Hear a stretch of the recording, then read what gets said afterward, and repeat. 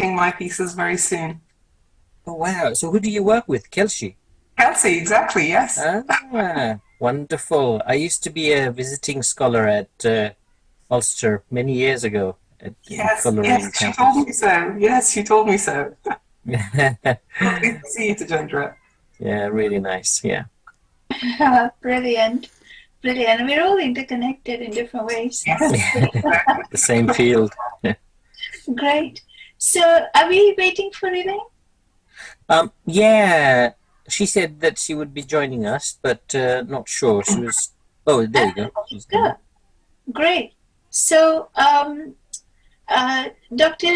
Ahmed Dak, my working knowledge of Arabic is very limited, so all I can tell you is an Ismi Layla, Ana min al-Hind, and I hope you're well.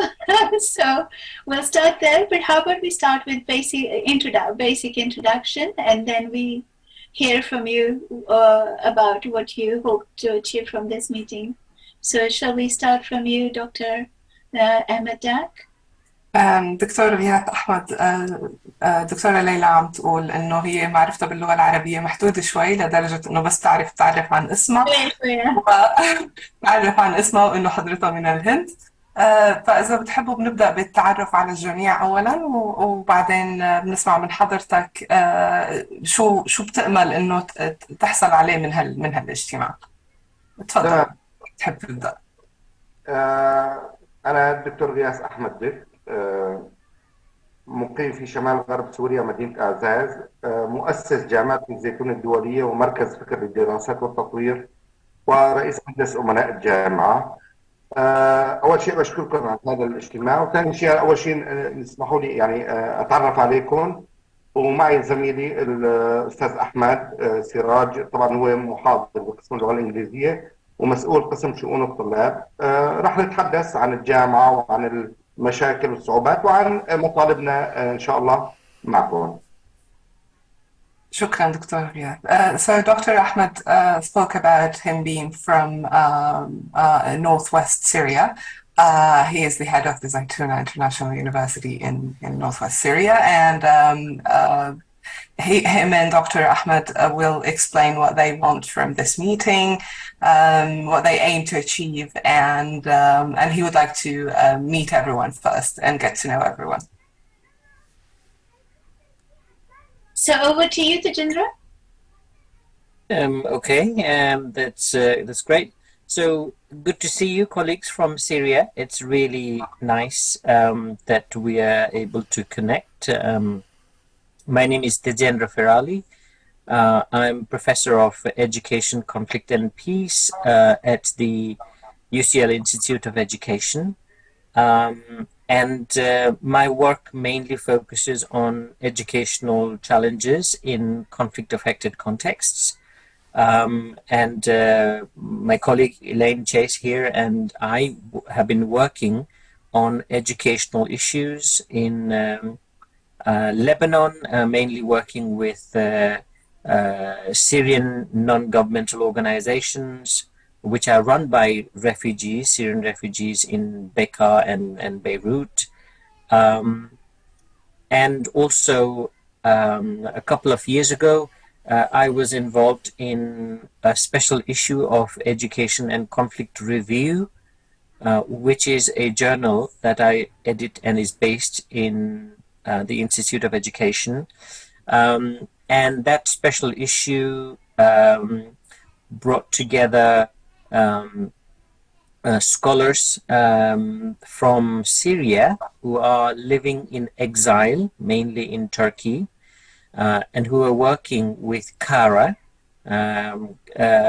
CARA stands for Council of Academics at Risk. And we published several papers based on their research on Syria and educational issues and other kinds of issues in northern Syria. So that's my sort of involvement with the Syrian colleagues. And there are other things that we also do here and there in order to support Syrian colleagues in education. Sorry, Jemana, that was quite long, and hope you managed to capture. I did. Thank you very much.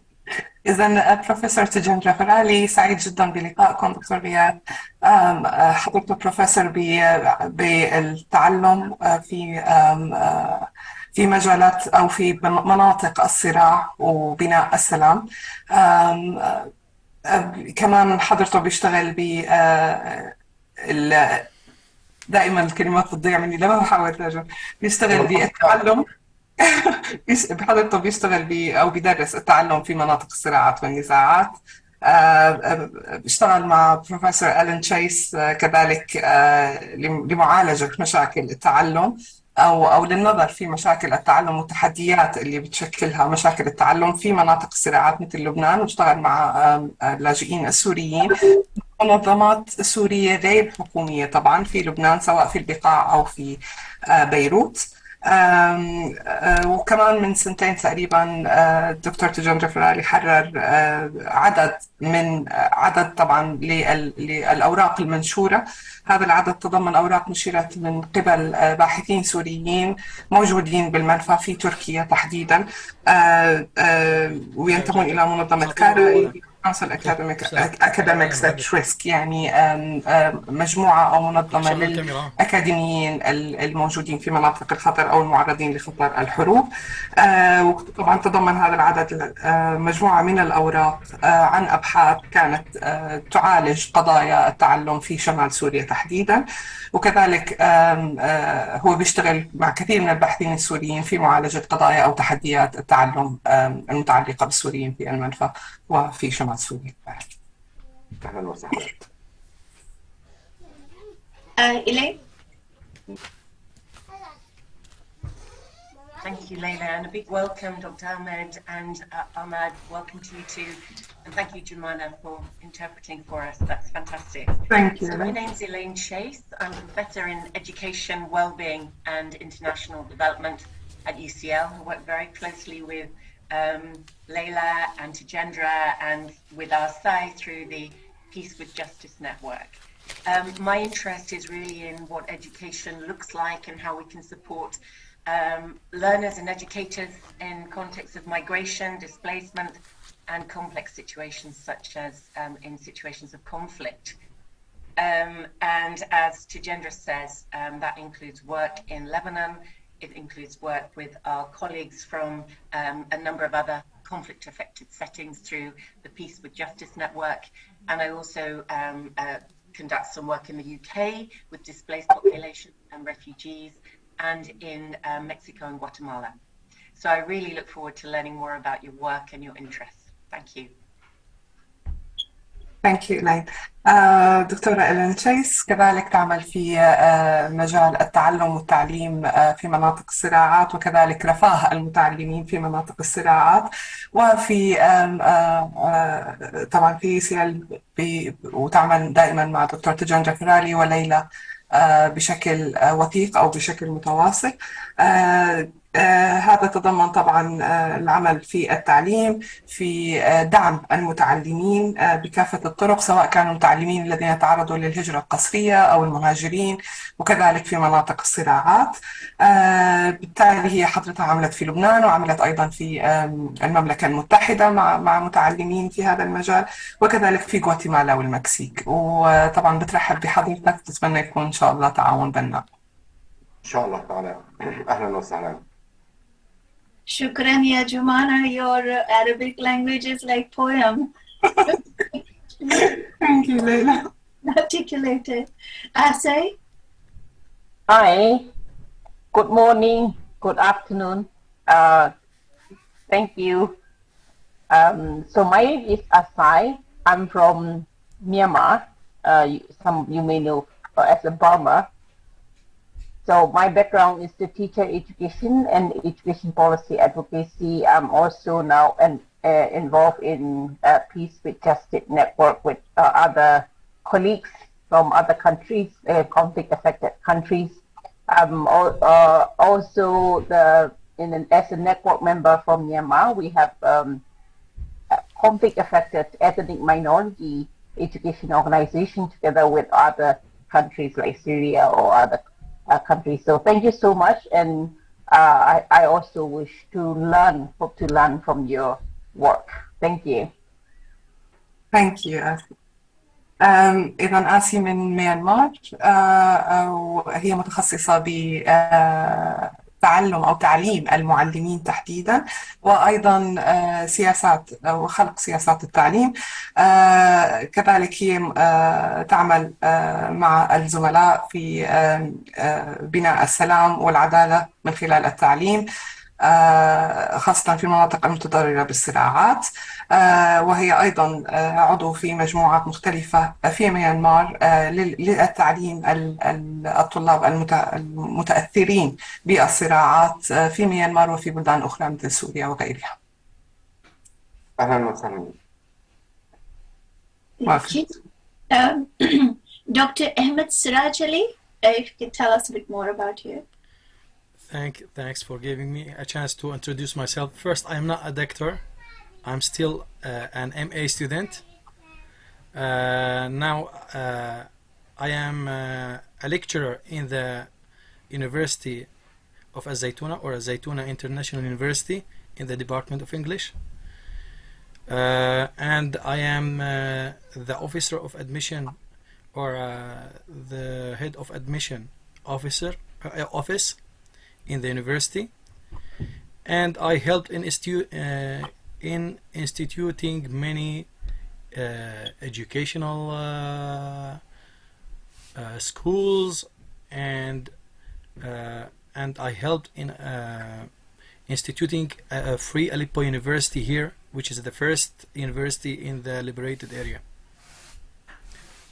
So I am interested in education and psychology, and I am working with an NGO which is called a local NGO.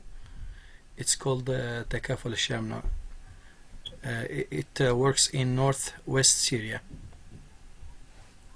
Thanks for all. Thank you.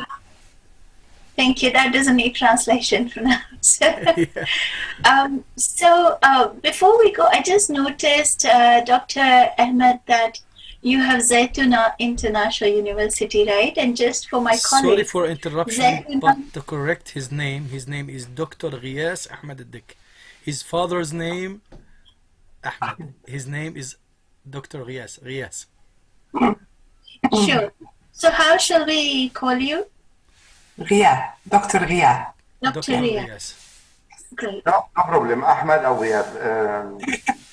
Because that's what came up in your email. مو نفس الكلمة، ولكن يعني نحن متعودين إنه بالمصطلحات الأجنبية تقال الكنية، يعني الاسم الثاني بدل الأول، فمستر دك أو مستر أحمد دك ما في أي مشكلة. He doesn't really mind. If you can actually call him by his last name, so Dr. Dak or Dr. Ahmed Dak, it's absolutely fine. Okay, but happy to call Dr. Ria as well. So I just wanted to say that Zaytuna is a very symbolic word because it means peace. Zaytuna means olive. Yeah, olive, but it's a symbol of peace. Yeah, because here in the area. عند اليونانيين القدماء كان غصن الزيتون هو رمز السلام اللي بتشيله الحمامة، ونحن هون منطقة شمال غرب سوريا هي يعني مجتمع حضارات، إن كان اليونانية والرومانية والإسلامية والعربية، ومنطقة الزيتون في شمال غرب سوريا أقدم من تونس، فنحن شعار الزيتونة هذا. Yes. So basically Syria, and North Syria specifically, is a place where many cultures mix. And in the Greek culture, the old Greek culture, olive or the olive branch is the symbol of peace, where the dove carries it. And therefore, and also for the history of the area of North Syria, where olive trees are available way before it was the symbol for Tunisia, for example. This was the reason behind choosing the olive tree to be a symbol. أيضا شجرة الزيتونة مرتبطة بالثقافة الإسلامية، ذكرت في القرآن الكريم شجرة مباركة يكاد زيتها يضيء، فنحن تيمنا بالعلم، نشر العلم أنه الزيت يضيء، فهو ثمار الزيتونة من خلال الطلاب المتخرجين يحملوا فكر نير ومضيء. كثير حلو هالمبدأ. He's also referring to the fact that it is mentioned in the Quran as a holy tree. Yeah. The tree is a holy tree in the Quran, and the Quran says that the oil that comes from this tree lightens up the skies, for example. So this light is also a symbol of lighten up the minds of the educated young people. And he's hoping that those young people are going to take this education as well to others, and they will enlighten others like they are the products of an olive tree. That's so fantastic because I grew up I studied in a madrasa in India, and I was taught this Quranic verse with olive as symbol of peace, but also symbol of knowledge. And I was told using the Quranic verse that because the olive tree does not have direction, like it doesn't lean into north, east, south, west, it expands. So that's how knowledge should be received from all direction and expand. So that's the meaning I was taught. Yes, that's amazing. كمان الدكتورة ليلى درست بمدرسة تعليم القرآن، فبالمدرسة علموها هاي الآية الكريمة، وعرفت طبعا من الآية الكريمة إنه شجرة الزيتون هي رمز للمعرفة كذلك، مو بس رمز للسلام، وإنها لما تنمو الشجرة لا تميل إلى اليمين أو إلى اليسار أو إلى الشمال أو إلى الجنوب، فهي تنمو في جميع الاتجاهات. لذلك التعليم يجب أن يكون في كافة الاتجاهات وفي كافة وأن يشمل كافة الأماكن وكافة الناس. تماما، وهي دائمة الخضرة، شجرة دائمة الخضرة، دائمة العطاء، فهذا And it's an evergreen tree that gives without stopping. So yes, it can be. Yeah. إذا بتسمحوا لي أشارك ملف تعريفي عن الجامعة، نستغرق منه 5 دقائق وبعدين ندخل في الحوار. He's sharing a PowerPoint to introduce the university in order to be the introduction to our conversation. Thank you. واضح الشير؟ نعم واضح. بسم الله الرحمن الرحيم.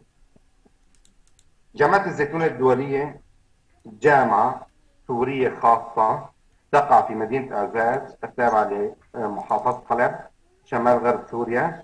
تم افتتاح الجامعة بهدف ضمان حصول الشباب على تعليم جيد في فترة الصراع والحرب، وضمان وجود عدد كافي من الكوادر والقيادات لقيادة المؤسسات الحكومية والخاصة في البلاد، ولتحقيق النهضة والتنمية وخدمة بلدنا من خلال إعداد الخريجين إعدادا علميا وخلقيا يكونوا قادرين على النهوض بالمسؤولية في خدمة الوطن. إن جامعة الزيتون الدولية صرح تعليمي يتميز بنظام تعليمي لا يعيق الزمان والمكان ولا حتى أوقات الكوارث والأزمات، فهي تعتمد نظام التعليم عن بعد، وتعي رسالتها في تحقيق رؤية الأمة. لدى جامعة الزيتون الدولية طاقم أكاديمي وإداري من مختلف أرجاء الوطن العربي، وتقدم خدماتها التعليمية بما يتوافق مع معايير الجودة والتعليم العالي على المستوى المحلي. تفضلي ست جمانة ترجمي. شكرا. So the Zaytuna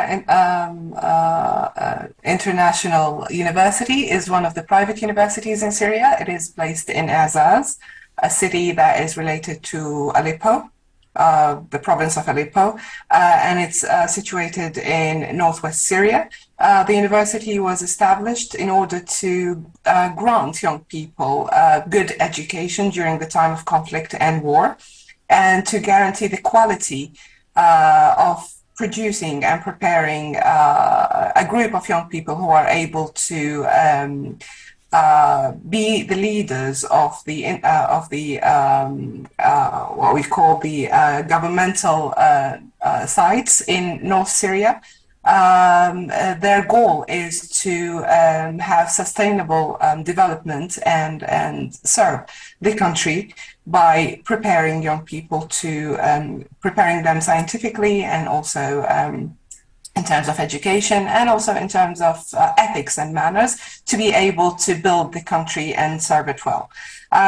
The International University of Zaytuna is an educational place that has a system that works in every time and in every place, even during times of crises. And as we saw the recent crisis in Syria as well. Therefore, they are completely aware of their role in educating people and their message to build the nation through this education. For the Zaytuna International University, they have a staff, an academic staff, and also other members of staff who come from different parts of the what we call Al-Watan Al-Arabi, or the Middle East, or the Arab world. And they give their services, their educational services, while they also keep their standards of quality and good education for the national and the international, or following the national and international standards. رؤية الجامعة هي جامعة متميزة عالميا، مبدعة، ذات بيئة محفزة على الابتكار ومنتجة للقيادات والكفاءات.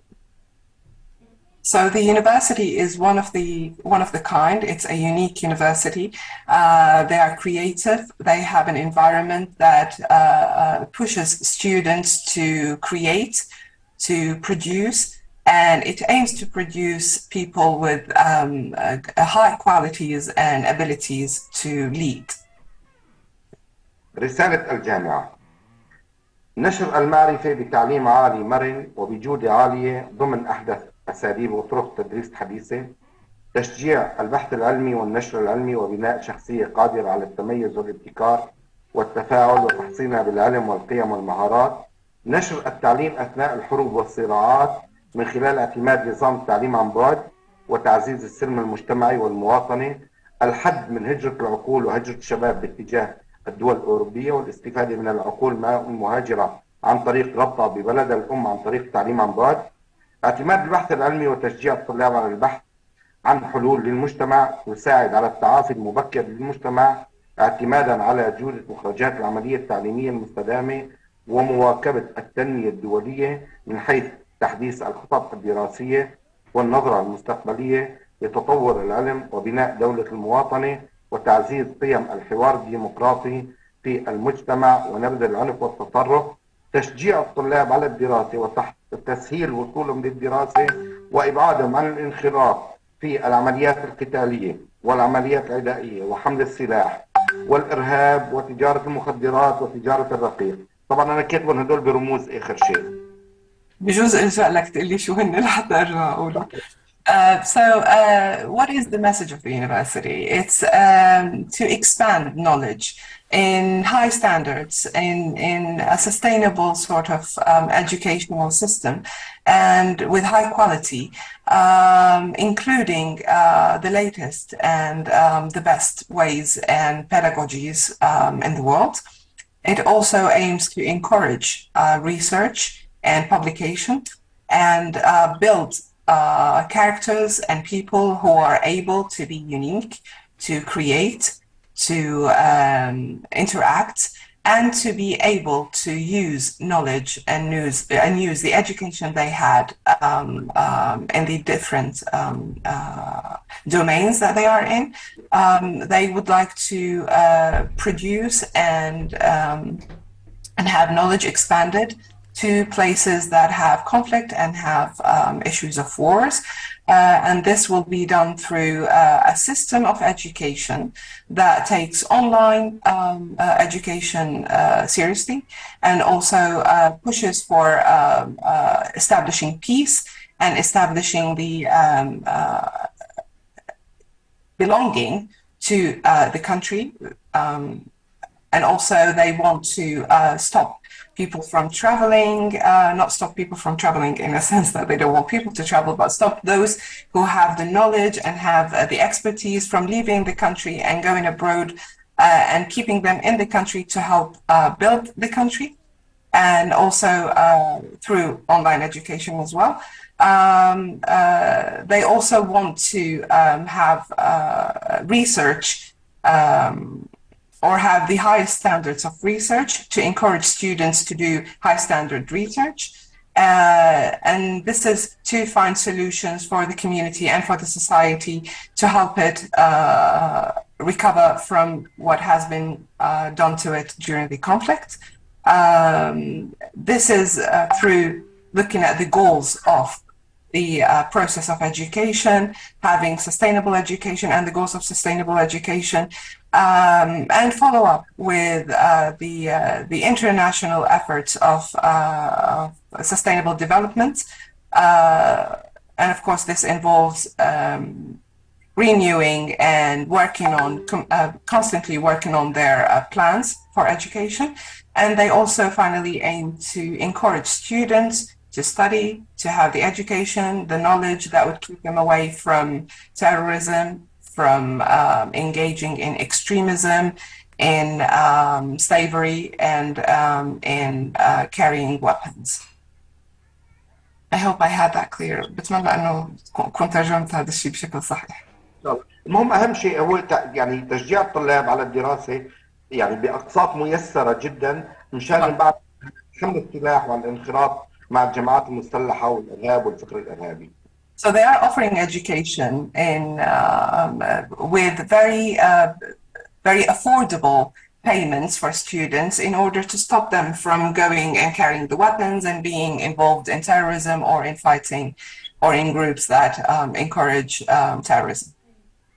أهداف الجامعة: تأمين الدراسة الجامعية للطلاب السوريين المستجدين بالسنة الأولى أو المنقطعين عن دراسة السنوات السابقة اللي انقطعوا عن جامعات النظام. السعي لتخفيف العبء المالي والاقتصادي على العائلات النازحة وفاقدين المعيل. دعم حصول النساء والفتيات على حقهم في التعليم الجامعي من خلال تقديم برامج منح كاملة وتكون الأقساط السنوية شبه رمزية من خلال خطط الجامعة التي تتبنى التعليم شبه المجاني وعدم تحويل الجامعة إلى مؤسسة.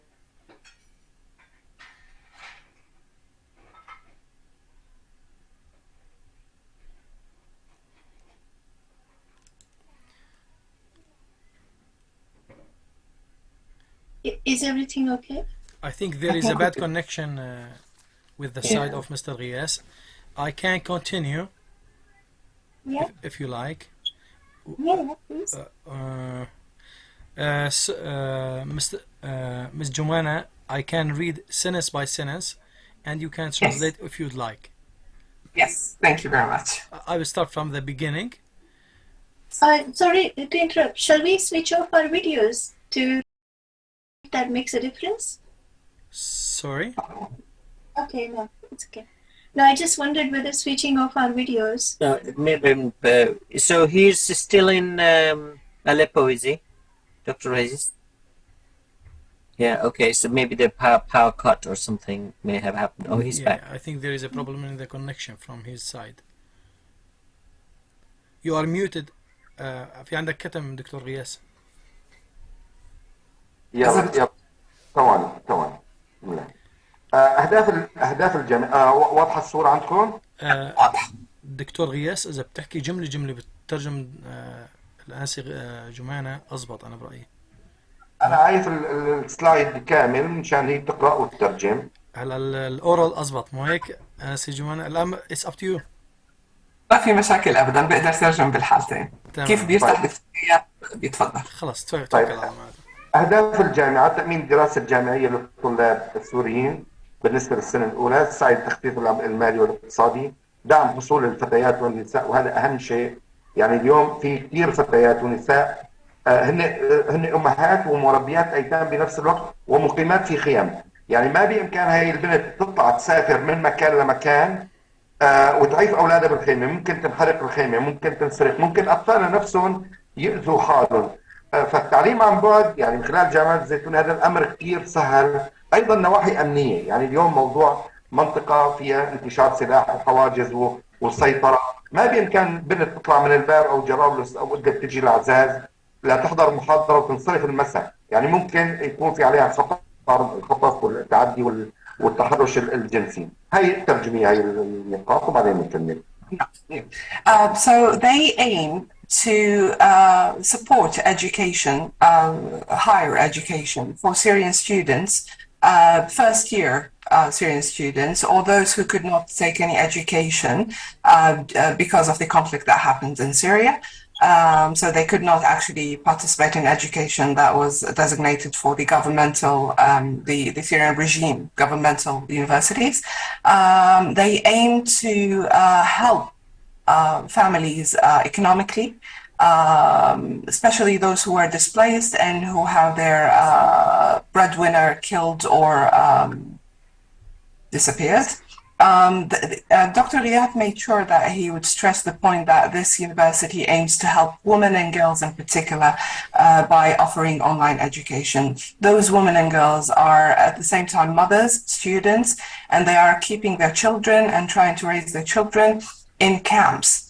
So those women are under the danger of, if they want to go and have some education to support their children, they will need to go to universities, and this means that they have to leave their cities in Al-Bab or in Idlib or in Jarablus to come to the university, and this would constitute a big danger to those women because of having to leave and coming back in late hours. And the areas obviously are areas where weapons and militias are spread everywhere, and this would constitute a big danger to them. Also, they would be worried of leaving their children in the camps and going out.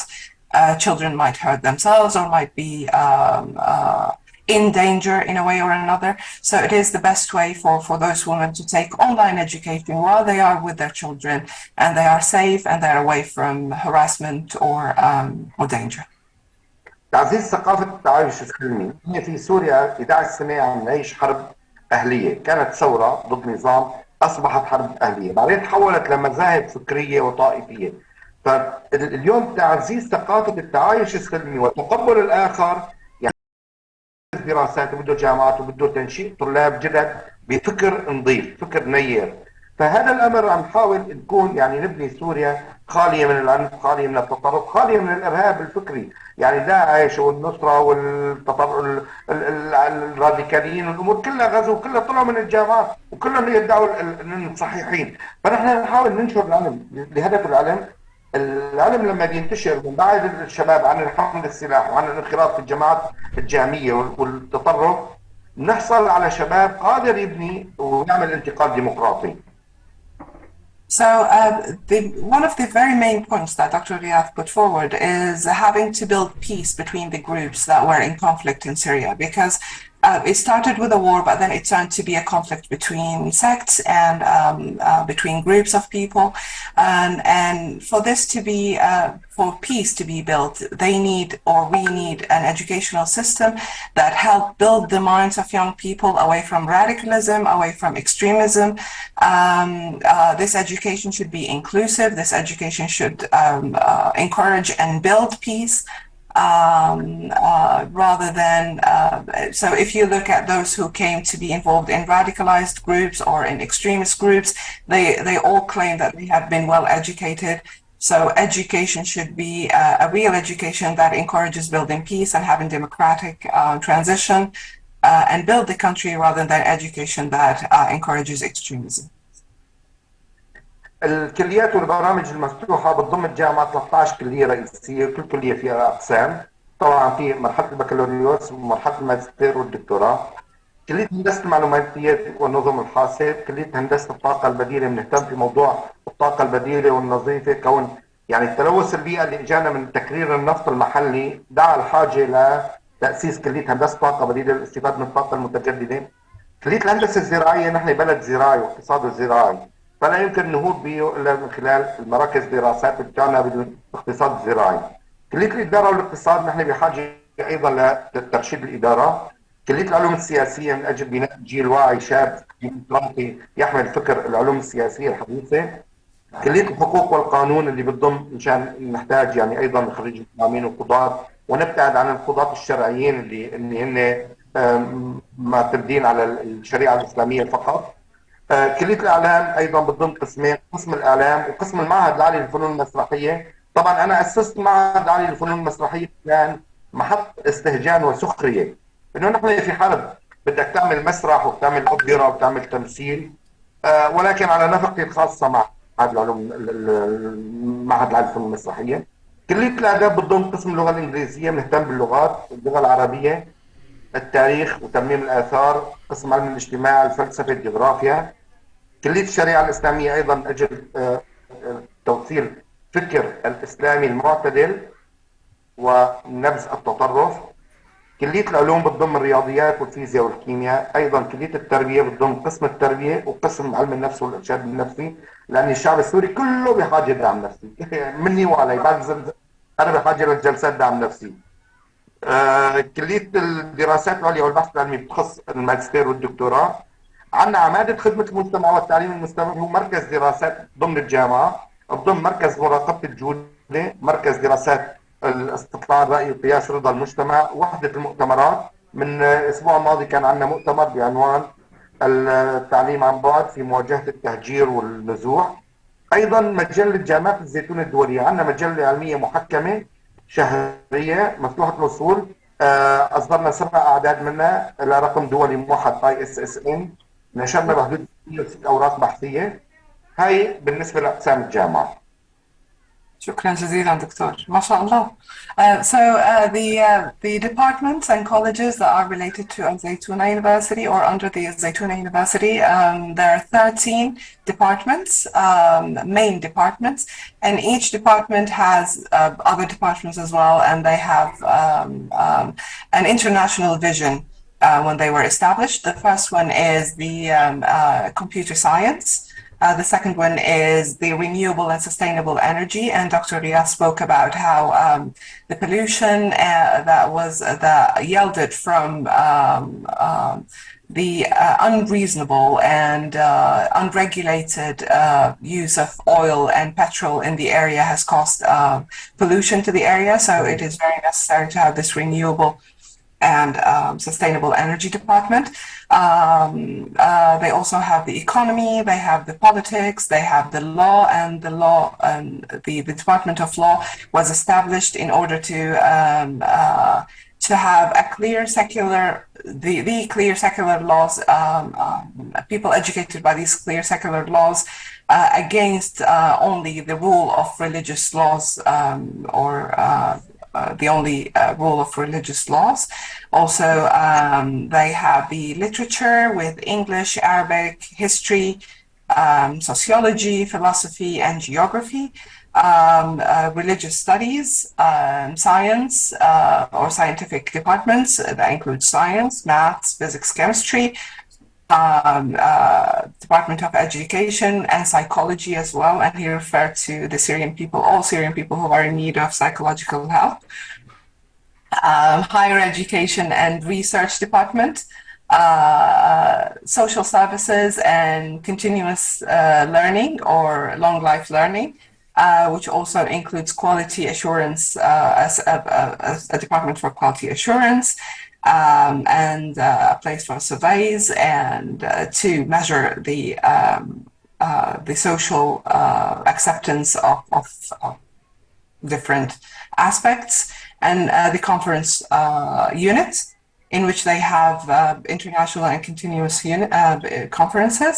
And also they have a journal, and this journal has a specific ISNN number, and it's open access.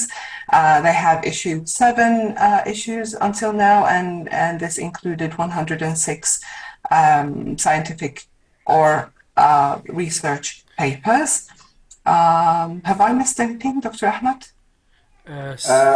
Sorry, Jumana, I think, but to correct one idea, we have 13 colleges with its department, not 13 department. Okay, because every college has its own department. After the college, we have many departments. Sorry for this correction. So institutes, and within the institutes or colleges, there are departments. Thank you. أعضاء الهيئة التدريسية العاملين معنا تعتمد الجامعة على الكوادر، يعني معظمها من خارج سوريا حاليا بهذه الفترة، بالإضافة لعدد قليل من المقيمين بالداخل، لأن في كثير من الأكاديميين يعني تحت خطر فهاجروا. في عندنا 12 دكتور برتبة الدكتور بروفيسور أستاذ، في 20 دكتور برتبة الدكتور مشارك، 13 دكتور برتبة دكتور مساعد، 15 طالب دكتوراه برتبة محاضر، 35 طالب ماجستير معيد، يعني ايضا هو طالب ويعطي ساعات لطلاب السنه الاولى والثانيه، 12 مجاز برتبه موظف اداري في الاقسام الاداريه وشؤون الامتحانات والاي تي. So the staff of the university from around the Arab world and the Islamic world and countries from the Middle East 12 عفوا بس إذا بنرجع من فضلك للسلايد اللي قبله. عفوا. So 12 professors, 20 associate professors, 13 associate doctors, 15 lecturers, and there are also doctoral students, PGTAs who are master students, 35, and then 12 staff members who have their bachelor degrees, and they work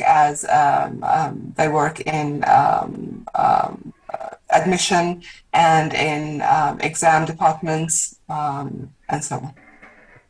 بالنسبه لطلاب جامعه زيتونه في عندنا 16 طالب دكتوراه، منهم 4 قانون واداره وشريعه وعلم اجتماع ولغه، في بحدود 125 طالب ماجستير، وفي 350 طالب بمنحه البكالوريوس.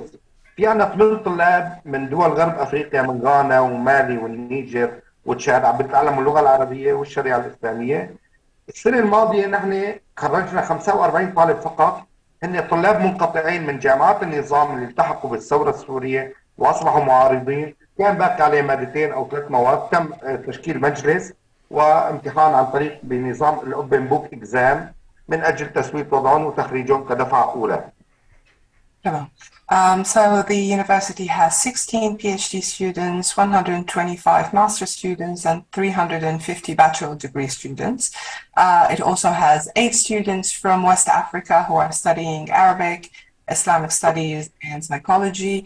The university helped 45 students who left their studies in the regime universities and came to northwest Syria. So the university helped them regulate their education by offering an open book examination and offering a specific program for them.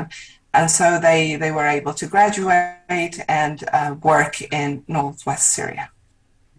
طبعا ميزات التعليم عن بعد يعني هو ارخص، ما رح نتطرق عليها كثير، اكثر امن للفتيات، ربط المناطق اللي بتتبع للمعارضه، يعني في عندنا مناطق نبع السلام شرق الفرات تتبع للمعارضه السوريه ما فيها جامعات ومنطقه معزوله جزيره.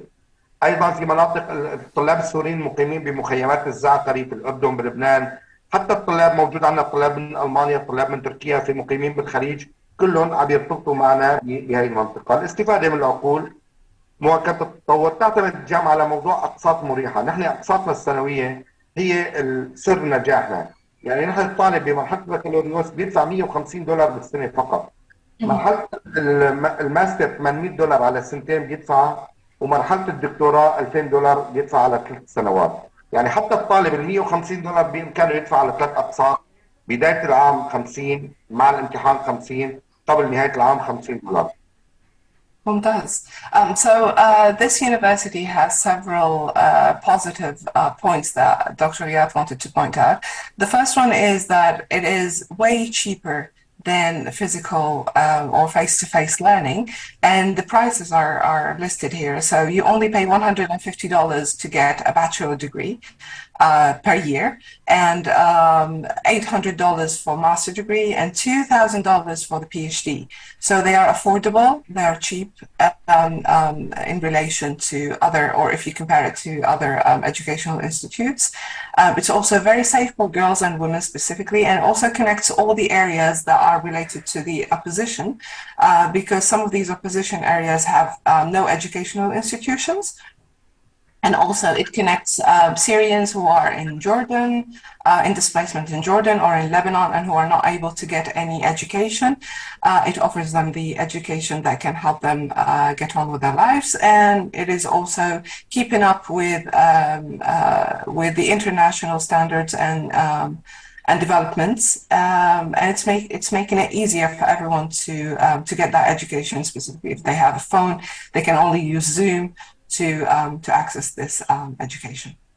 طبعا نحن في عندنا ناحية إنسانية بالنسبة للفتيات اللي فاقد المعيل وعندها أطفال، هاي بتحصل على منحة 50%. بالنسبة لأي شخص في عنده إصابة إعاقة من خلال الثورة السورية، من خلال الحروب، يعني فاقد إيد أو فاقد البصر أو فاقد الأطراف السفلية، ممكن يدرس مجانا.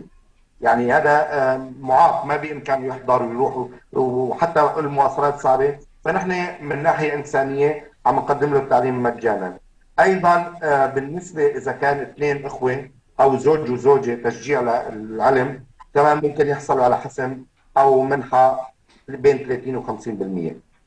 هي طبعا المنح كلها مني شخصيا أنا مقدمة. So some of the personal Discounts. humanitarian help that Dr. غياث is offering for women who does not or who do not have someone to support them. So the man of the family has been killed or disappeared. They get 50% off. For those who are affected or wounded by war, they get free education, so completely free. And for brothers, for couples, in order to encourage them to come to and get the education, they get 30 to 50% off. طبعا هلا التحديات والصعوبات، وانا مطلبي منكم بهذا السلايد وبعدين نسمع منكم. اول شيء نحن في يعني عندنا نقص تمويل. الجامعه بحاجه الى تمويل وكلفه تشغيليه، بحاجه لبناء مختبرات. يعني نحن اليوم موضوع الطاقه البديله وموضوع المعلوماتيه والهندسه الزراعيه بحاجه لبناء مختبرات وتجارب علميه. نحن بعدنا عن الكليات الطبيه والصيدله والكيمياء والفيزياء والنانو والليزر، لاني ما عندنا مخابر. لو عندنا مخابر، ايضا بمخابر ممكن نعمل ترميم للاثار في مناطقنا، لان صار الى دمار كبير الاثار، بحاجه لمخابر. ايضا بحاجه الى يعني منح للباحثين، يعني حتى طلاب الدكتوراه طلاب الماجستير نقدم لهم منح من اجل تخفيف العبء الاقتصادي عنهم. دعم بعض المعدات التقنيه من كمبيوترات محموله وطابعات تسهل وتابات تسهل على الطلاب اللي ما عندهم شيء انه يدرس عن بعد. دعم برامج اللغات الحيه والاجنبيه. نحن بحاجه برامج مثل اللغات الفرنسيه والانجليزيه تتبنانا احد الجهات، تكون يعني دائما نقدم لغات من اجل الحوار الحضاري مع العالم. الاعتراف والزمالات الدوليه. نحن يعني الجامعه تقع في مناطق المعارضه السوريه، وحصول الجامعه على برامج ومنح من جامعات عريقه دوليه، وخصوصا بريطانيا، لان بريطانيا السباقه في موضوع دعم الجامعات ودعم التعليم عن بعد، وهي الاولى بالاختراع التعليم عن بعد. فنحن بحاجه لدعمكم بهذا الموضوع. دعم قسم عماده خدمه المجتمع والتعليم المستمر، اللي هو مركز دراسات من اجل اقامه دورات بناء سلام، تعزيز الديمقراطيه، تعافي مبكر، انتقال سلمي، تخريج دورات لغير المختصين، يعني بناء مدربين تي او تي، مدربين دعم نفسي. هذا كله بحاجه تمويل يعني. So the challenges that they are facing, this section in particular is the most important section to Dr. Riyad because it states the challenges that they are facing. They are in big need for funding for the university to carry on working. They need to build labs for ممكن بسلايد دكتور رياض. So they need to build labs for computer science, also for renewable energy, for the historical sites, in order to be able to work on the historical sites that have been destroyed by the war, etc. And they don't have the money that can help them build these labs. They could not offer any medical, for example, education or nanotechnology education because they did not have the labs, but they need to build basic labs for other purposes of education as well. They need to support the programs for languages. So they are asking for support for the programs that teaches languages. They need scholarships, funding for scholarships to international universities. They need technology equipment, which is not available right now, like laptops, tabs, etc. They also need support for their section of social services and lifelong learning in order to help have courses or workshops to build peace, to build democracy, and to encourage early recovery. They also ask for international recognition from universities around the world, specifically Britain, which is one of the first countries with big universities that are able to offer some sort of a recognition in order to help students, PhD students, go out, study out, and support them as well.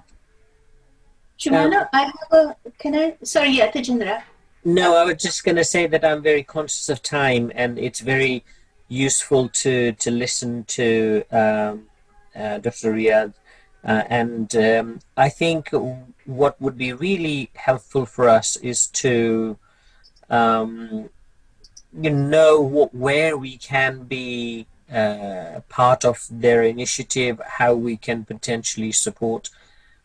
So just to be frank, that we are just academics based in a university, and I completely appreciate that running a university in a war-torn context is always very difficult, and there are enormous limitations around availability of resources, and also issues around recognition of their programs internationally is always a challenge. But also, I'm sure there are issues around capacities to deliver various kinds of programs. So what would be our sort of interest is how we can potentially collaborate with academics based in Zaytuna International University. Could there be potential areas for research where we could develop collaborations? And could there be sort of some synergies between the work that we have been doing and the academic publications that are quite crucial, and I think Dr. Riyadh also mentioned about the journal that the university is leading. So that kind of area would be really useful. But also, I know that Dr. Riyadh has the leadership of the whole university, but we work in the area of education and social sciences, or humanitarian work, if you like. And peace and support for democratic citizenship building, etc. So these are our areas.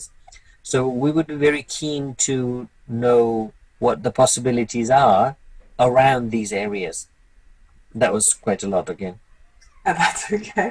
So دكتور رياض، دكتور تجندرة عم يسأل كيف فيهم يساعدوكم كونهم هن أكاديميين، مجموعة من الأكاديميين الموجودين في أو المتخصصين بالتعليم، بالدراسات الإنسانية، بدراسات السلام وبناء الديمقراطية وبناء المواطنة كذلك.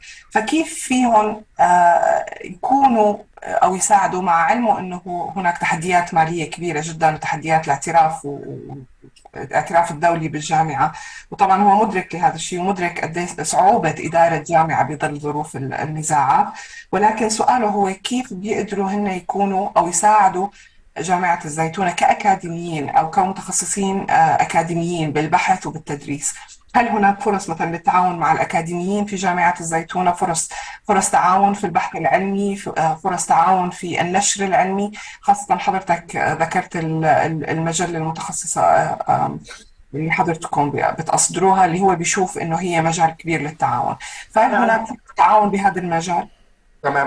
أنا مؤسس مجلة ريحان للنشر العلمي، مجلة علمية محكمة أصدرت العدد 32 أيضا من هون من على نفقتي الخاصة، ومجلة رائدة لها شهادات واعترافات دولية وضمن الاندكس الدولي، أيضا نشرت بحدود 400 بحث علمي.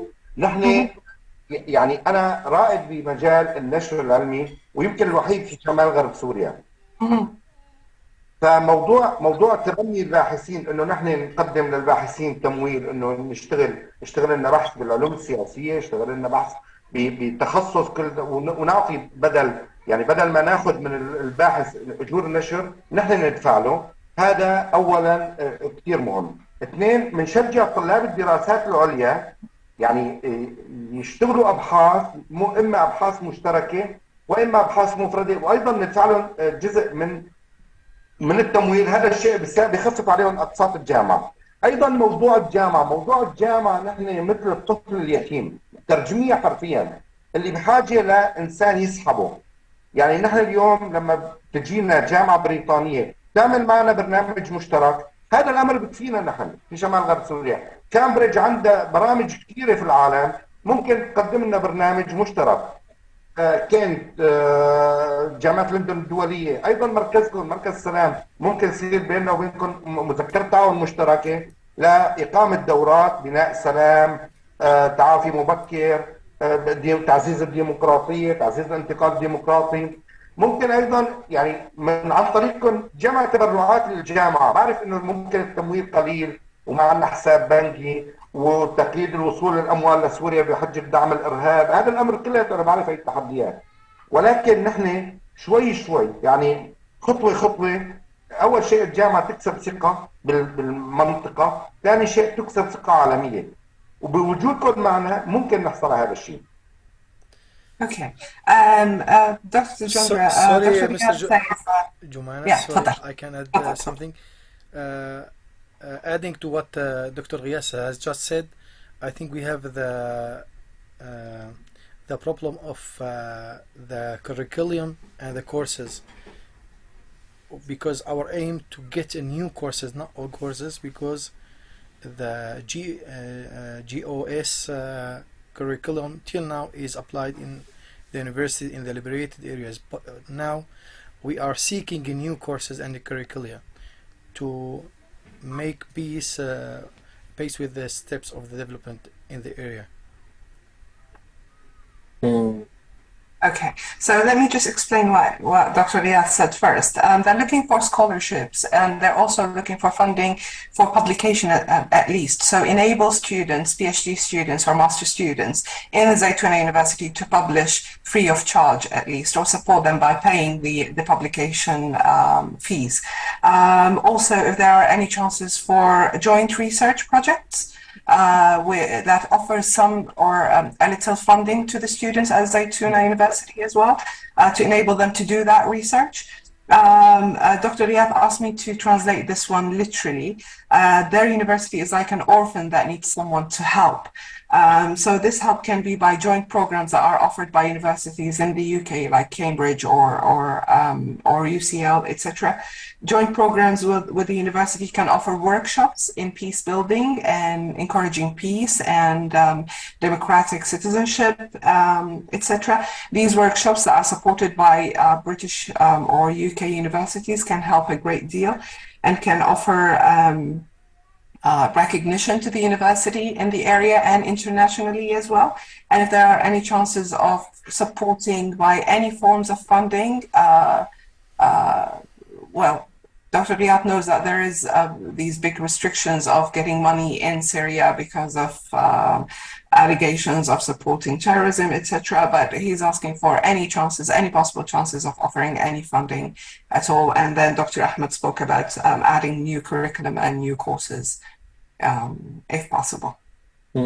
So one of the projects that I was involved in previously was to support higher education curriculum development in Somalia in collaboration with University of Hargeisa. The process was very much kind of research oriented, and the development of the course was the outcome of research, wider consultation in the context, and collaborative curriculum design. And the course was piloted with young students at master's level, and then the course actually stayed in the university as part of their existing master's program. So, and then also Elaine and I have worked on teacher professional development courses, mainly around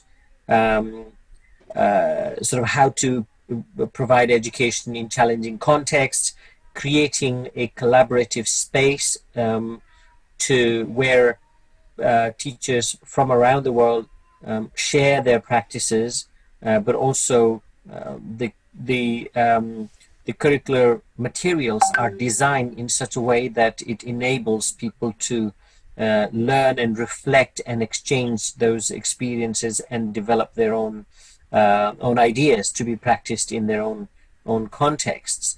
So these are some of the things that we have done in the past. But having worked as UCL academics for several years in the international settings, but all of us, Leila, Elaine, and Asai is based in Thailand now as a Burmese colleague. We are very keen to support the work that really matters to the colleagues who are based in those contexts, and we're very against the idea of promoting what is best in the UK, or transporting that model or the contents to the countries outside the UK. I think this is wrong, and this has been the practice of international development for many years, and we are very against that idea. So our question would be, recognizing who we are as academics and the limitations we have, where can we build solidarity? Where can we support in the things that you would like to do? Right. So I think that kind of conversation would be really, really interesting. And we are very happy to carry on with these conversations, as Dr. Riyad would appreciate that these kinds of collaborative ventures are not achieved quickly, right? So the regular conversations are needed. And one more last thing is obviously Jumana's, your colleague Kelsey Sanks, Professor Kelsey Sanks, has this research program, and that is based in Iraq, and it's developing research in education in conflict-affected contexts. So it might be useful to connect with that research program in the region and have some kind of engagement there as well. So I'll stop it there.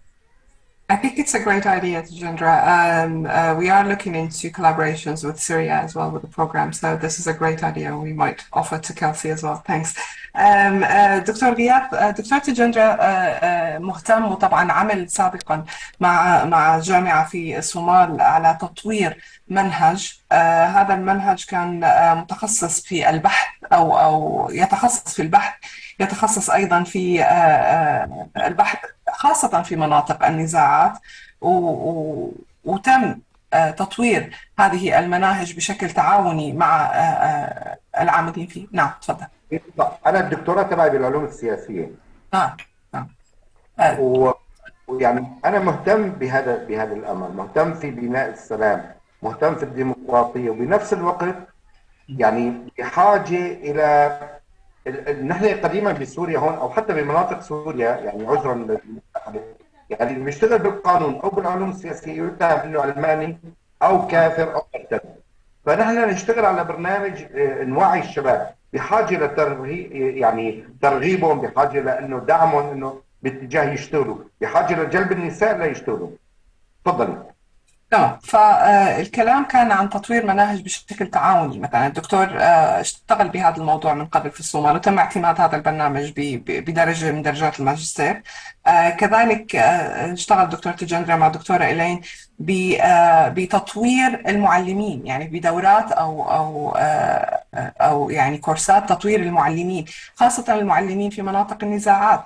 وطبعا هذا أيضا كان شيء تعاوني، بحيث أنه يعطوا مجال أو يفتحوا مجال أو بلاتفورم للمعلمين لحتى يتعاملوا مع معلمين من أرجاء أخرى من العالم بنفس المجالات، حتى يقدروا يطوروا ممارساتهم التعليمية الخاصة بهم المناسبة للأوضاع اللي هنا موجودين فيها. مثلا الممارسات التعليمية في سوريا قد تختلف عن تلك التي في العراق وغيرها من البلدان المتأثرة بالنزاعات إلى آخره. كمان دائما بيحاولوا يدعموا الزملاء في الجامعات وفي أماكن النزاعات بما يناسب مجالهم أو بما يناسب الوضع اللي هم فيه. فالدكتور كان عم يحكي عن قد ايه هن بيكرهوا فكرة إنه ينقلوا تجربة مثلا تعتبر عالميا أو تسمى عالميا إنها ناجحة مثل التجربة في بريطانيا، نقلها بشكل حرفي مثل ما بتعمل المنظمات العالمية إلى سوريا وفرضها على السوريين بحجة هاي تجربة ناجحة كانت في بلاد معينة، لازم أنتم تمشوا على هاي التجربة. اللي تمام. اذا التخصص اللي شرحه الدكتور تجندرا انه ضروري جدا انه نحن نشتغل بشكل تخصصي على الزملاء في سوريا او على الاكاديميين في سوريا، على احتياجاتهم الخاصه بسوريا تحديدا، على مشاكلهم الخاصه بسوريا تحديدا. فهون هن بيقدروا يساعدوا بهاي الطريقه، بس ما فيهم ينقلوا برنامج مثل ما هو ويجيبوه ويقولوا هذا اللي بدكم تعملوه تعالوا اعملوا. كان في اقتراح كتير حلو من الدكتور اللي هو البرنامج اللي انا عم بشتغل فيه مع بروفيسور كيرسي شانكس بجامعة ثانية هي أولستر. هذا البرنامج حاليا متخصص بوضع العراق، تشجيع البحث العلمي ومعايير البحث العلمي الصحيحة في العراق، كونها بلاد كانت تحت طبعا مثل ما بتعرفوا في منطقة صراع، ولا تزال في بعض الأماكن منطقة صراع. ممكن يصير في يعني داعش سيطرت على العراق وشمال سوريا. يعني نحن كان عندنا هلا من فتره كورسين قدمناهم بالعراق عن البحث العلمي وعن تطوير المناهج، وانا اللي قدمت هدول الكورسين. فممكن كمان تصير فرص تعاون مع سوريا بشكل مماثل، يعني نقدر نتعاون كلياتنا لحتى يكون في برنامج مماثل في سوريا. فهذا اللي كان الدكتور تجندر عم بيقول. ان شاء الله من نطبقه باذن الله تعالى. He thinks it's a great idea that we can actually copy, or not copy, but transfer some of the things that we are doing with Kelsey to Syria and work on it together. And she has a big network of colleagues as well. Absolutely. وكالسي عندها شبكة كبيرة من الزملاء والناس اللي بيقدروا يساعدوا كذلك. ممكن نحن ناخذ منكم فرضا نسخة استبيان على الكوبو او جوجل، يعني استبيان جوجل، ونعمل مسح للاكاديميين وطلاب الجامعات في موضوع تطوير المناهج، موضوع ناخذ نظره شامله ونحلل هي البيانات وبعدين نبني عليه البرنامج. So he's asking if we can help him develop a survey that can target academics and people who work in developing curriculum in the area in Syria, develop it to their needs in order to know what they need, what they want, and how can they build, or how can we together collaborate to build a good curriculum and to address the challenges they are facing. So if we can share or collaboratively work on a survey on Google Docs or etc. that they can use in order to develop their curriculum and address some of the challenges by surveying the academics in the area. Come in there. I think understanding what people want and need in the area really, really important. I question sometimes the use of surveys because they just shut down the conversation. And perhaps more open discussions and forums would be, and conversations might be a better way forward. But certainly that idea of talking to and listening to colleagues about what they value and what would be important in terms of moving forward, I certainly think that's a really good idea. دكتورة إلينا عم تقول إنه هي فكرة ممتازة إنه نحن نسمع للأكاديميين ولمطورين المناهج الموجودين في شمال غرب سوريا، بس حضرتها عم بتقول إنه هي حقيقة ما بتفضل الاستطلاعات مثل استطلاع الرأي أو مثل الأشياء اللي يجاوب عليها بنعم أو لا. مثلا تفضل النقاشات المفتوحة أكثر، بحيث إنه يكون في جلسات مع الأكاديميين مع المتخصصين، جلسات يسمعوا فيها أو نسمع فيها آرائهم بشكل موسع، شو هي التحديات اللي مواجهينها، هن شو محتاجين، شو ممكن نقدم لهم، أفضل من إنه تكون فقط استطلاعات رأي قد تكون جلسات مفتوحة بأسئلة مفتوحة بنهايات مفتوحة توصل لهذا الغرض. هلا ورشات العمل جدا هي العصف الذهني الجماعي بينتج شيء. هلا نحن في عنا المناهج الموجوده بشمال غرب سوريا، نحن اخذين نسخ من نماذج اللي عند النظام السوري، وقديمه قديمه تدرس قديمه، يعني كتب الاعلام تدرس بجامعات حلب. كيف بتحمض فيلم الكاميرا؟ اليوم ما عاد حدا يستخدم هذا الشيء. اليوم نحن عندنا شيء اسمه اليوم الصحافه الالكترونيه، حتى الصحافه البيبر ما عاد حدا يستخدمها. ففي عندنا بحاجه لتحديث المناهج، ايضا اللغه الانجليزيه بحاجه لتحديث المناهج فيها. بالنسبه للفلسفه والعلوم السياسيه تساعدونا بترجمه كتب او نحصل على كتب مترجمه، كتب حديثه تنقل الافكار. يعني حتى اليوم النظريات السياسيه عم تتطور، حتى اليوم الصراعات بتخلق نظريات جديده. هلا الفكره اللي هنا كانوا عم يذكروها انه الافضل من ترجمه مناهج هو صناعه مناهج تعاونيه، يعني التعاون مع حضراتكم مثلا مع الاكاديميين في سوريا على خلق منهاج مناسب للوضع السوري حاليا. فبدل مثلا من ترجمة كتب. So I was just explaining that collaborative curriculum designing was what Tajendra was referring to, and Elaine as well, rather than what Dr. غياث is saying about translating some of the books in order to replace the outdated curriculum that they have, which was taken verbatim from the regime and applied in the Syrian opposition areas, which is completely outdated, like very old English books or very old books that speak about the films that we place in the camera and how we use them, which is completely outdated right now. Or and he was asking for translated books, and I said what you are encouraging is the collaborative curriculum designing rather than translating books as they are. Can I add something concerning what Dr. غياث has just said? Because we have an urgent need for a new curriculum which suits our context, as Dr. Jendra has said. And we know that every context has a different preferences, has a different situation.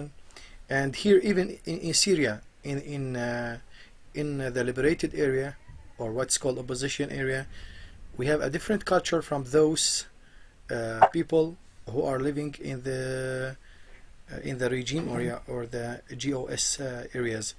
The curriculums, regardless of outdating, because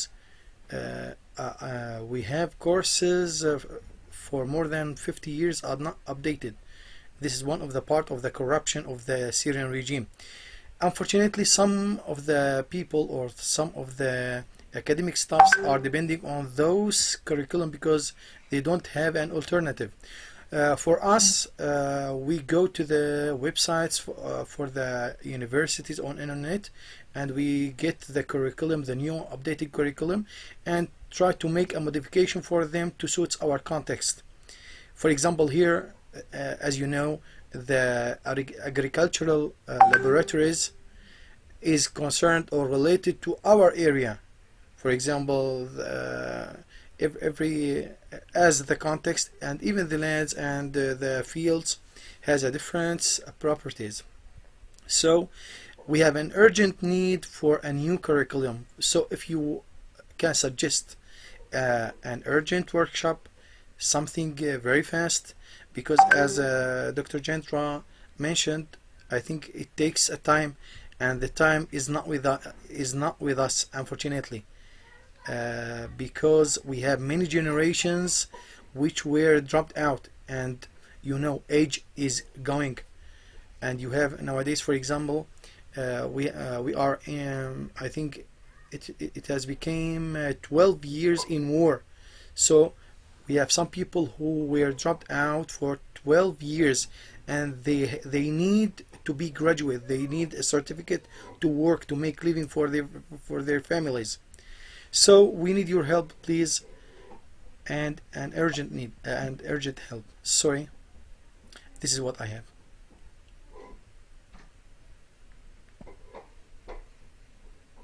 Yeah, I mean, I really feel for what you've said, Ahmed, and I'm so sorry about what has happened to you and to your countrymen.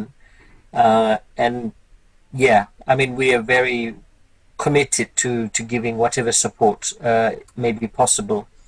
One of the things that I personally can probably do is to organize maybe an online session with colleagues from your university, academics from your university, who might be interested in the area of sort of promoting peace through education, developing an understanding of how education can contribute to peace building and conflict transformation.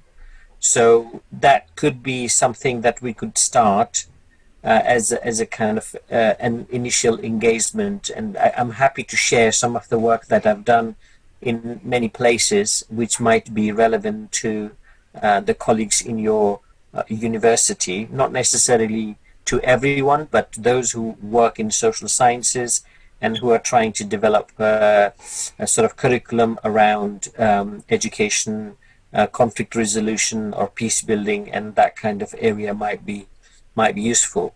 I'm also happy to review any curricular materials that you have developed in this particular area.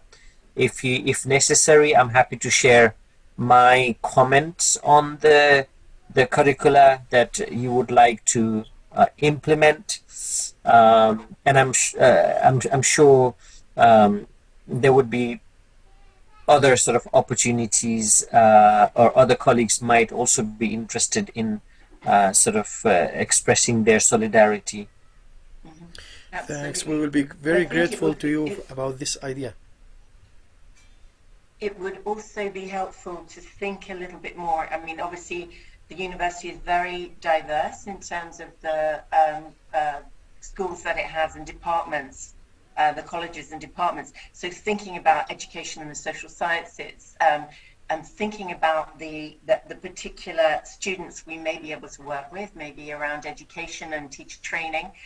You mentioned, or Doctor mentioned earlier about the issues around psychological well-being and you know, the challenges around education of working and learning when people have had such difficult experiences in the past. And certainly we've done some of that work and addressed some of those issues in our work in Lebanon, and thinking about the sorts of ways that teachers can work with children and young people who have faced very challenging situations. So there will be learning from other contexts that we could talk about and share, and look at the relevance in the context in what you're trying to do and what you're trying to develop. So also, I'm very open to further conversations and to think about how we can build some work around these areas. Thanks a lot. Yeah, can I just say that maybe Asai could also come in here, because Asai has been working with teachers who have been living in conflict-affected areas, who've been displaced, who've seen the destruction of their schools, and her organization provides teacher professional development training in Myanmar, and I don't know how this works in Syria, because in the UK teachers are usually trained in the university systems and then they go on to work in schools.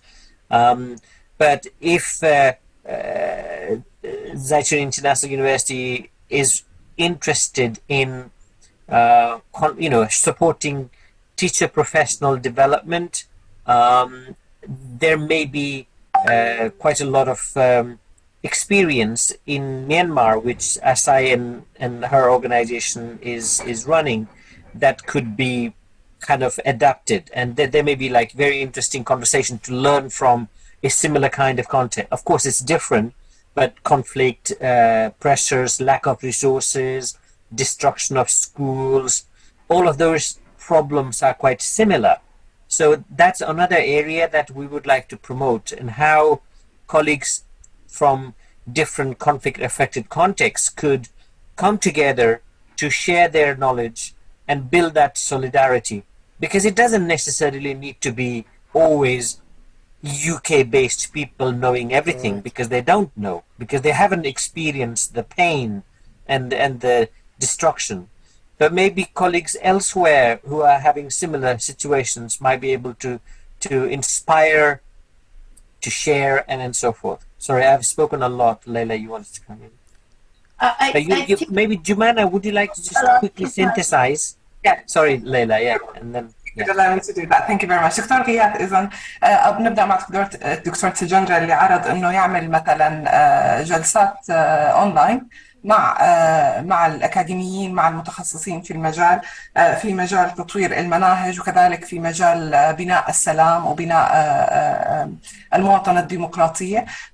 بيقدر يعمل هالجلسات مع الأكاديميين والمتخصصين اللي بيحبوا مثلا يعرفوا أكثر كيف ممكن للتعليم إنه يبني السلام أو يبني العمليات الديمقراطية في سوريا. بيتحاوروا وبيتناقشوا، بيعرضوا التجارب السابقة اللي هو قام فيها بأكثر من بلد لهذا الموضوع تحديدا. فبصير مثل نوع من التعلم المشترك، بصير نوع من النقاشات المشتركة، بحيث انه يتعاون اكثر على انهم هم يقدروا يطوروا مناهج معينة تساهم في بناء السلام. كذلك عرض انه اذا تم بناء هذه المناهج او الخطوات الاولية لهذه المناهج، انه هو يعطي فيدباك مثل ما بيقولوا، او ينظر الى هذه المناهج ويعطي ملاحظاته ويشارك فيها لحتى يتم تطوير هذه المناهج بالشكل الأمثل. إذا كمان بيتعاون بهذا المجال. دكتورة إلين تشيس تكلمت عن تدريب أو تطوير المعلمين، خاصة المعلمين في مناطق النزاعات، كيف فيهم يتعاملوا مع الطلاب اللي بحاجة للإرشاد النفسي، كيف فينا نحن نساعد المعلمين اللي هن أيضا بحاجة للإرشاد النفسي، ونساعدهم بمساعدة الطلاب وتطوير آليات وتطوير عمليات تعليمية بتساعد الطلاب اللي هن طلعوا من أزمات وطلعوا من حروب إلى آخره، وبحاجة للدعم النفسي إضافة إلى التعليم. كذلك عنا أساي اللي موجودة حاليا بتايلاند، بس هي متخصصة بتدريب المعلمين، وعندها مؤسسة متخصصة بتدريب المعلمين الموجودين بمناطق النزاعات. في عندها مجموعة من الكوادر من التعليمية والمعلمين اللي كانوا بهاي المناطق تعرضوا لتجارب قد تكون مماثلة لتجارب معلمينا في سوريا، بيقدروا يتساعدوا مع بعض، يشاركوا تجاربهم. وطبعا علق الدكتور تجندرا انه مثلا المعلمين الموجودين ببريطانيا اكيد ما رح يكونوا ملمين بالتجارب اللي مرينا فيها بسوريا، من دمار المدارس، من قتل للمعلمين، من قتل للأطفال، من قتل للآباء إلى آخره، الدماء والحروب يعني وكل المصاعب والتحديات اللي مرت فيها سوريا. بس معلمين موجودين بميانمار مروا بهاي التجارب، فإضافة إلى تطوير مهاراتهم وتطوير عملياتهم التعليمية رح يستفيدوا من التجارب المشتركة، ورح يصير في تعاون مشترك مع المعلمين عن طريق أساي. طيب تمام. جميل جدا هذا الكلام. هلا أنا في عندي نفس الخطة ولكن متممة بحيث نجرب. بالنسبة للجلسات الأونلاين ما عندنا أي مشكلة، نحن ممكن المجموعة هي نعمل هلا مجموعة واتساب جروب، أعطيكم رقم تليفوني ضيفونا على مجموعة واتساب جروب من أجل تنسيق الجلسات المقبلة. بالنسبة للمناهج من أجل بناء السلام والديمقراطية، نحن ممكن نستفاد من قسمين. القسم الأول هن مدرسي العلوم السياسية والحقوق، اثنين طلاب الدراسات العليا، طلاب الماجستير في العلوم السياسية وفي الحقوق، هدول بيساعدونا على الانتشار أكثر. يعني نحن ما بس نعطي للمعلم، نعطي للمعلم والطالب بنفس الوقت، لأن طالب الماجستير رح يصير معلم مستقبلا. ثلاثة بالنسبة لتدريب المعلمين في مناطق النزاع الإرشاد النفسي، ممكن نحن نعطي لطلاب التربية، كلية التربية، كلية الإرشاد النفسي، طلاب الماجستير، طلاب السنوات الأخيرة الثالثة والرابعة اللي راح يتخرجوا ويدخلوا بسوق العمل، بالإضافة للمعلمين. هذا بما يخص بالنسبة لموضوع موضوع تدريب المعلمين الموجودين بشكل كامل. هلا أنا عندي معلمين من السودان ومن الجزائر ومن مصر، أنا بهمني أبني معلم سوري موجود على الأرض. يعني طالب الماجستير والدكتوراه اللي موجود أنا بعد سنة أو سنتين راح يكون معلم، هذا عايش الأزمة، عاش الحرب بتفاصيلها. ممكن هذا الشخص نحن نبني عليه. يعني أنا بدي أبني على طلاب الدراسات العليا اللي راح يكونوا بعد سنة أو سنتين هن المعلمين، من أجل أزرع فيهم فكر حديث، أعمل تاتش مع الجامعات البريطانية ومع منمار مع كل الجميع، ونشتغل على هذا الأساس. بالنسبة لموضوع اللغة الإنجليزية ممكن نحن كمان نعمل يعني ندرب المحاضرين مثل الأستاذ أحمد سراج ومحاضرين اللغة الإنجليزية مع طلاب دراسات عليا بالإنجليزي، ندربهم على أصول بناء المناهج وفق رؤية بريطانية حديثة مع التجربة السورية. رح يطلع عنا شيء جميل جدا. شكرا دكتور. So Dr. غياث is happy to have these online meetings in which we discuss previous experiences and learn and collaborate. He is suggesting to start a WhatsApp group where we can, or where you can organize these sessions and start them. And he can send his number in order to be added to that WhatsApp group for the design and for the development of these online sessions. As for the curriculum building, he's suggesting that law and political science students should be involved in the sessions that Tajendra suggested, and specifically researchers and not just teachers, because researchers are going to help other teachers and become teachers themselves. So MA, MSc students and PhD students who are doing law or who are doing political science, he's encouraging them to be part of these conversations and these online sessions, because they are going to be the builders of others, and they are going to convey these new curriculum or curricula. Teacher training is amazing, as he said, for educationists, but he is also encouraging that researchers in education, in psychology, should also join, because it will also help. So he is mainly stressing that the target should be master students and PhD students, along with teachers. So not just teacher training, but also postgraduate students. He referred to the English department needs, and he thought that we can also help with developing curriculum for the English department in particular, since we are in the UK, to train lecturers and students in that department in particular to the new teaching material in English that we use in the UK. Okay, and now I'm just going to comment that we have only 2 minutes because I have to be in another meeting, and unfortunately we are using my Zoom. So, and I know other colleagues may also have other engagements, but if I dare to quickly summarize what I understood from this, I also want to add that Dr. Riyad, it's made me very sad that the challenges are enormous, and so I just don't have words to say more. But I really like the idea that our way forward would be that we have online exchange programs that includes teachers, researchers, and students, and that focuses on learning from each other, especially universities, how they are functioning in the context of conflict and displacement and war. So there is that knowledge exchange program. So I would suggest we take forward our conversation via email to set up a next meeting in which we can firm up the idea in terms of dates and format and people involved. So I would suggest we take forward conversation via email and build on this. And the second, I would say also English related curriculum support. I'm not sure if we are well placed to do that. Maybe English department within UCL might be better contact there to develop curriculum on English textbook. But my suggestion would be, now we have some email exchange on our next meeting to develop some kind of online exchange program. Would that be a fair conclusion for now? Do you want me to translate that? Yeah. Okay. إذا دكتورة ليلى أول شيء تشعر طبعا بالحزن الشديد وبألم للتحديات اللي موجودة وتعاطفها الشديد، تعبر عن تعاطفها الشديد بهذا الموضوع. فسعيدة جدا إنه نحن ممكن نطور برنامج تبادل عبر الأونلاين. هذا البرنامج التبادلي رح يشمل المعلمين والباحثين والطلاب، الباحثين طبعا اللي هن طلاب الماجستير والدكتوراه إلى آخره، نتعلم فيها من بعض ونطور بعض. إذا هي أول خطوة رح تثبت، هي إنشاء هذا البرنامج التفاعلي عبر الأونلاين. تقترح إنه نتابع أو نحدد التواريخ والأشخاص المشاركين ولوجستيات إنشاء هذا البرنامج عبر الإيميل، إذا عبر تبادل الإيميلات بدل الواتساب لأنه بالنسبة لهم أسهل.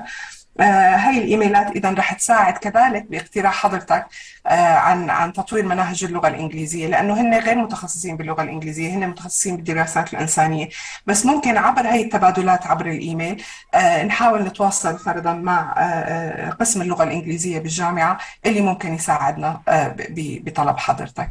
بس عموما وجود هذا البرنامج التفاعلي اللي رح نبلش فيه تبادلي وتفاعلي رح نتعلم فيه من بعض هو الخطوة الأولى، وهي كتير سعيدة بهذا الشيء. بدنا ناخذ خطوات لحتى نبلش نعد لهذا البرنامج إن شاء الله بإذن الله. احنا كمان سعيدين جدا بأول شيء وجودكم معنا. شكرا للأنسة ليلى، يعني حقيقة هي اللي ردت على الإيميل وتعاطفت معنا. شكرا للجميع، وعذرا يعني نحن كان انه الميتينج ساعة، فأنا يعني صار ساعة ونص، وأنا ولو باقي ساعتين أنا عم بوصل هموم بلدي، هموم أبناء بلدي، هموم الأكاديميين. المعاناة الحقيقية. يعني نحن عشنا كل الظروف الطبيعة ضدنا.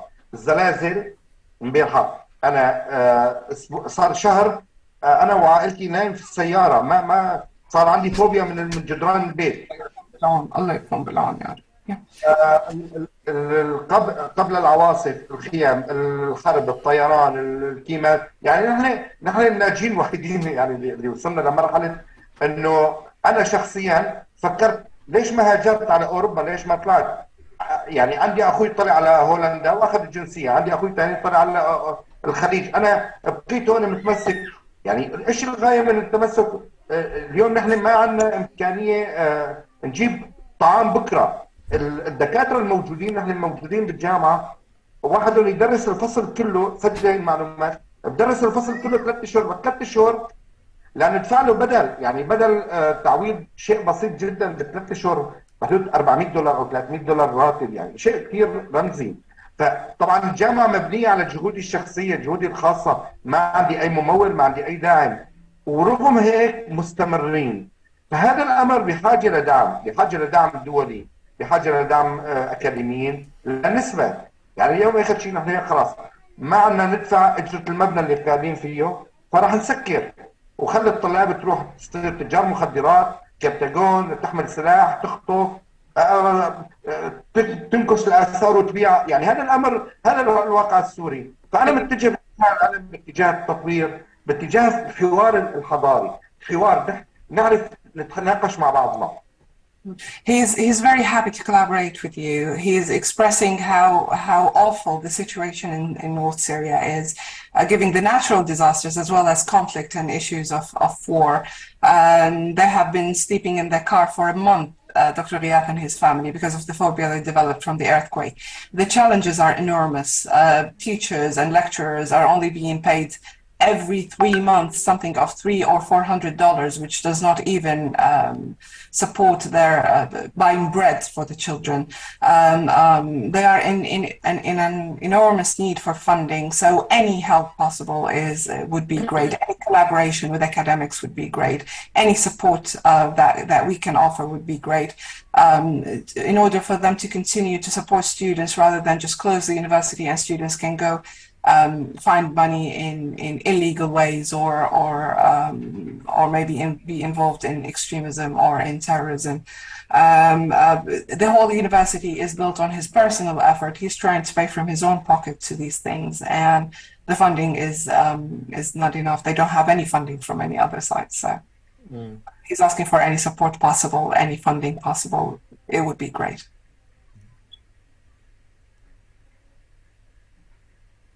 يعني هذا الواقع اللي عم نعيشه. طالبنا الطالب يعني ممكن $150 ما يقدر يدفع، يعني ممكن هو بيشتغل او مقيم بمخيم، ينتظر السله الاغاثيه، ببيع قسم منه وبياكل قسم منه. هذا القسم اللي عم بيعه عم بيشتري فيه حاجات ثانيه، او ممكن يدفع. يعني انا ممكن لو تشوفوا المحادثات بيني وبين الطلاب، يجي دكتور انا ما عندي ادفع $50 $50 بالفصل كله، اقول له طيب ما في مشكله.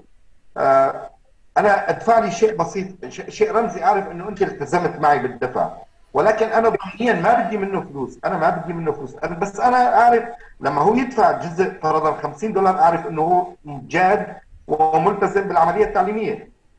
They're supporting students, although students have no money to pay to the university. They don't mind paying. The payment is not what they are after. They are students who live in camps, for example, cannot afford paying $150 a year for their education. So Dr. غياث would help and say, pay whatever you can, just to know that you are committed to the learning. And those students are in. They're only receiving aid, for example, in order to eat and make a living. So where would they get the money from? So it's not about money, but it's about the support they can offer to the Syrian students who are in camps. Therefore, again, any help possible would be much appreciated. يعني انا شخصيا كنت املك قطعه ارض كبيره، واملك منزل بمدينه حلب، واملك سياره، وحتى يعني بعض اساور الذهب من زوجتي، كله بعته في سبيل انه ادعم الجامعه وتم وقف على ايدها، يعني تم بحيث انه مستمره العمليه. نحن ما بنطلب شيء يعني كبير كثير، ولكن نحن عم نطلب دعمكم في مساعده. انا طالب الماجستير، يعني ما بامكانه يدفع لي $700 او $800 بالسنه، ممكن نحن نشغله ابحاث ونعطيه عليها رواتب وتقطع الجامعه من هذا الامر. So supporting, for example, supporting research students, master students or doctoral students by helping them do some pieces of research that is paid. This will help them get some money themselves and then also supports the university in many ways, given that there are no chances for funding.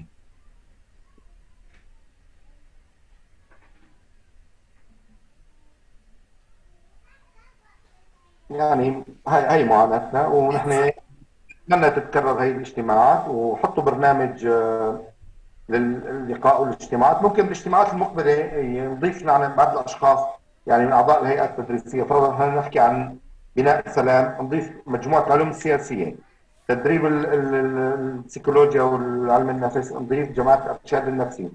في كل برنامج كل اجتماع نشتغل ونحاول يعني تكون الاجتماعات ما بعرف انتم على يعني على برنامجكم تحطوا يعني خصصوا لنا برنامج خاص فينا. هذا الامر ان شاء الله تعالى نحن نكون متعاونين، وراح باذن الله خلال يعني 6 اشهر او سنه راح نحقق شيء إلنا لبلدنا لسوريا، وتجربه ناجحه تكون لكم في دراستكم تقدموها للعالم كمان.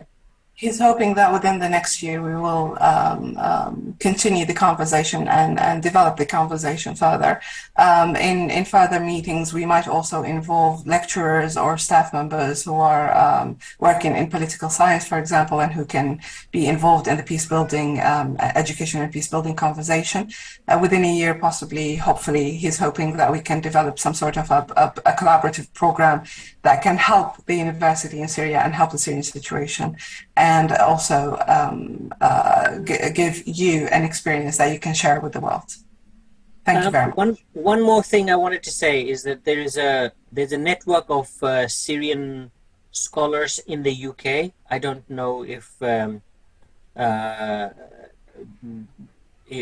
I think it's based in Cambridge, and there are fantastic students, and also recent graduates who have done quite a lot of work on education and other sectors in northern Syria. So it might be helpful, I think, if JIU is connected to that network. في شبكة من الباحثين السوريين الموجودين في بريطانيا. هدول الباحثين عملوا أبحاث عن شمال سوريا تحديدا بمجال التعلم والتعليم وطبعا بناء السلام. مجموعة رائعة من الباحثين اللي متخرجين حديثا واللي عم يشتغلوا على قضايا سورية. ممكن كمان يصير في تواصل مع هدول الباحثين بحيث انه كمان يقدروا يساعدوا بانشاء ابحاث مشتركه الى اخره. فكمان هي احدى الخطوات اللي راح يعني تسهيلها. So I'm afraid I'm going to have to go now because it's there's another meeting to attend. Don't worry, but it's been really nice to have met, and we're very happy to carry on these conversations.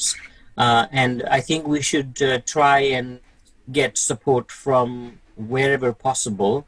we might not be the people to give all kinds of support, but we are definitely committed, and we will be very happy to sort of give support, from our academic point of view, and continue engaging with colleagues from JIU. إذا بيعتذر وبيستأذن لأنه عنده لقاء آخر، بس بيوعد إنه هو رح يتابع تقديم الدعم بضمن اختصاصه، والزملاء كمان رح يحاولوا يقدموا الدعم بقدر الإمكان بضمن اختصاصاتهم، حتى لو ما كانوا بيقدروا يدعموا بغير مجالات، بس رح يحاولوا يدعموكم بضمن اختصاصاتهم إن شاء الله. شكرا جزيلا.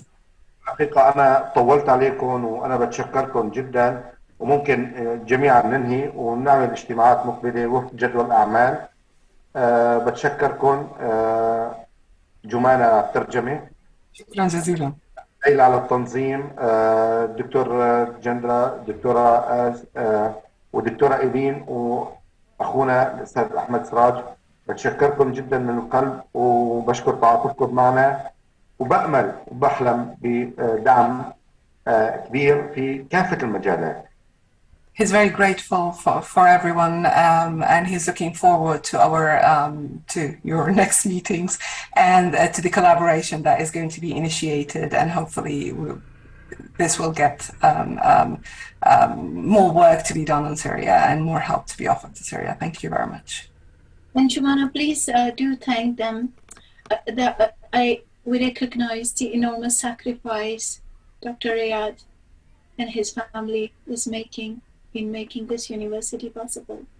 بتشكركم كثير دكتورة ليلى، وبتتشكر تضحياتك على الصعيد الشخصي دكتور غياث وعائلتك لإنشاء هذه الجامعة، وطبعا بتشكروا جميع المساهمين في إنشاء هذا الصرح التعليمي.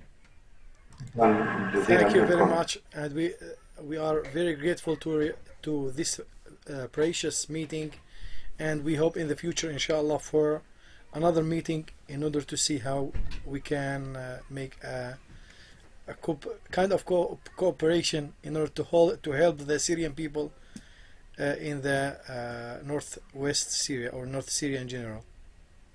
Okay, inshallah. Thank you, and inshallah, and shukran jazilan. Goodbye. نلتقي. See you inshallah. Goodbye.